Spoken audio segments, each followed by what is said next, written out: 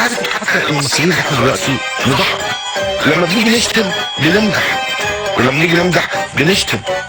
ازاي؟ يعني انت تيجي تهاجم حد فتقول ان هو عين ره صاد. تعرف دي معناها ايه؟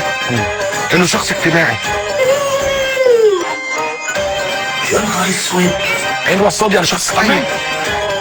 لانه ما هو هي جايه من العرصات اللي هي الميادين والتقاطعات الكبيره. فالشخص اللي هو بيوصف بهذا ده الشخص اللي هو مش قاعد في بيتهم، ده يعني في قار وفي التاني ده.